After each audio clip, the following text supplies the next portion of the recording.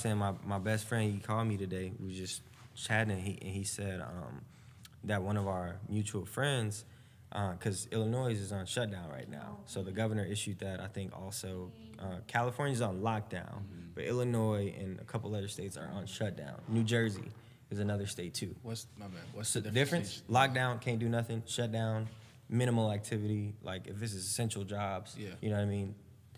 Basically, one is nobody can do anything. The other one is you can do something if you have a work permit or permission to go do that. Outside of your house. Yeah. So on lockdown, you can't I need to take a walk. No, you just need to have everything. It's actually illegal. You can go to jail. It's like that. Yeah, because it's under the Stafford Act, which the president already enforced, but he didn't do it nationally.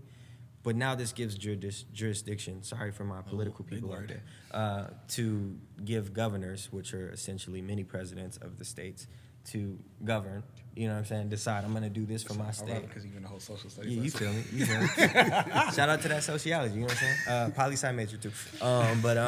No, in theory, during this time, if we were to go into a shutdown, there would be very minimalistic activity we could do. I think grocery stores are permitted just because you can't assume that everyone has all the necessities, but then I think even that is, like, you can get a ticket, you can get fined for being out to doing something that you're not supposed to be doing.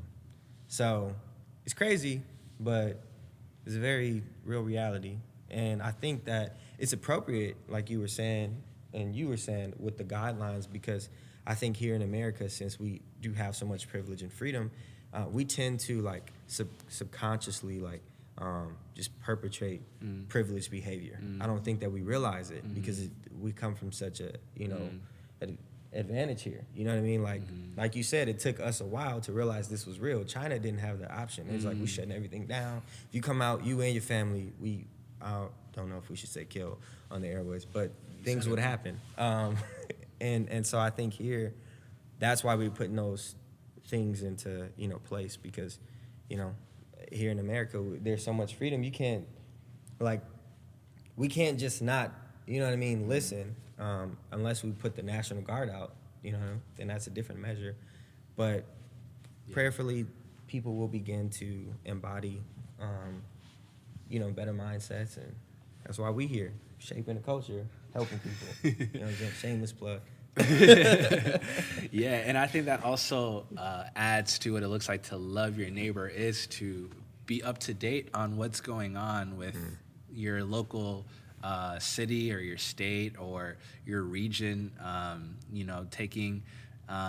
Taking the effort to understand what it is that you can and cannot do, and spreading the word. I think we want to definitely spread hope and share Bible verses and pray for one another, but we also want to inform one another as well on what's going on. We shouldn't be ignorant as to what's going on. I think the natural response sometimes when we aren't ignorant to what's going on is to be fearful. I'm fearful that I won't be able to do this. I'm fearful that this won't work out for me. I'm fearful that this will affect my life in whatever way. Let's talk about what it looks like to walk in faith versus what it looks like to walk in fear, because we're not compelling you to be informed so that you can be scared.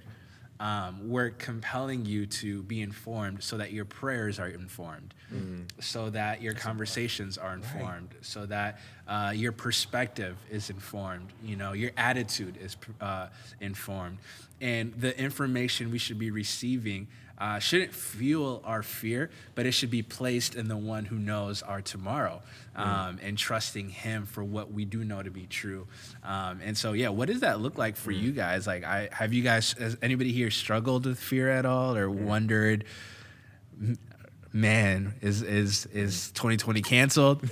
By the way, Most definitely. 2020 is not canceled. Right. Yo, you could still live your life. I know it's not the way you planned it. I know it's not ideal.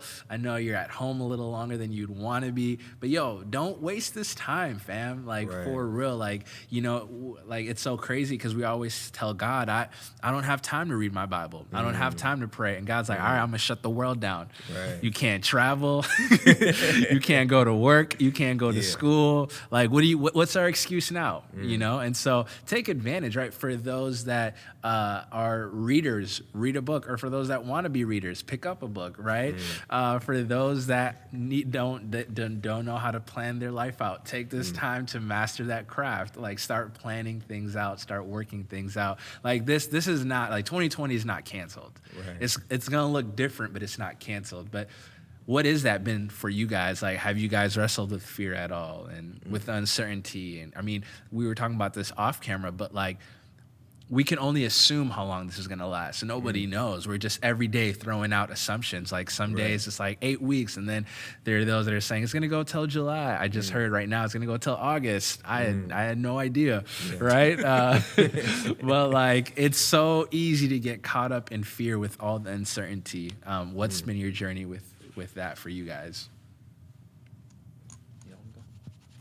Well, just in a short way of saying this, I think every maybe new fear that pops up right now with me, I'm starting to realize that it's all rooted in me trying to take control of my life. And so I think God's really showing me how he is sovereign and his plan is going to always trump my plans. And once again, I'm pretty privileged in like what's being affected with my life, but I still think it's been really just convicting to sort of see how much I guess I've invested in like the next plans that I've thought up in my head or whatever. But yeah, I think once we sort of all kind of have that self-reflection, I think it's in our hands to really help other people sort of have that perspective and maybe ask some probing questions and whatnot to help people reflect back to see where their fear is coming from. But yeah, it's definitely not easy. But yeah, I think just in general, that's kind of what I've been noticing. And so, yeah, like you all said, I think using this time to get closer to God too is totally going to happen. I think we can say that though.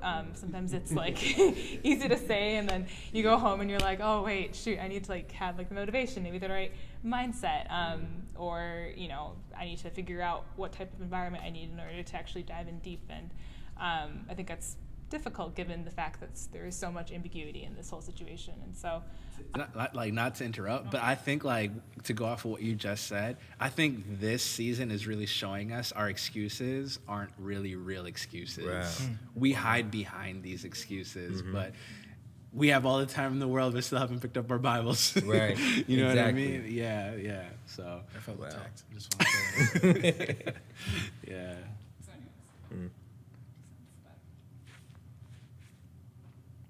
Nothing to add? Okay. All right. So you asked like how do we walk out faith versus walking out fear? Yeah. Like practically or personally? Both. Or, yeah, whatever. I mean, However the Lord leads you, Parker. Right. Philosopher. all right. Personally, I think it's being obedient and like submissive to what my parents say we're going to do collectively as a family, and like knowing that, like acknowledging that rather than acting like what they want just happens to be what I want. Yeah. Because I think it's easy like in like being independent, like if you like after like graduating and like getting a job and being able to like have my own car and all that kind of stuff, I've been able to like practice a lot of independence, and then being told like, hey, this is what we're gonna do as a family, it kind of, I was like, it took me a minute, you know what I mean?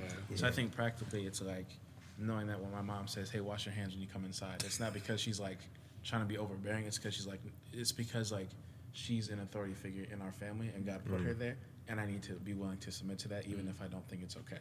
You know what I mean? Yeah, I think that's probably the biggest thing. Yeah. And I think practically too, just like being aware, like when they say, hey, let everybody go grab some groceries whenever you come home, knowing that that's not because they have nothing better to do, but it's foresight and it's wisdom, and it's, you know, we're going to do what we can to prepare for this time. Right. Because like you said, no one knows how long it's going to last. Yeah.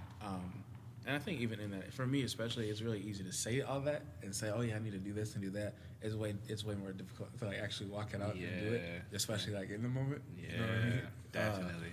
But I think, yeah, personally, I think for me, it's submitting to the authority that I still have in my house, and yeah, just like being a follower, being a servant, being obedient. Yeah. You know what's crazy?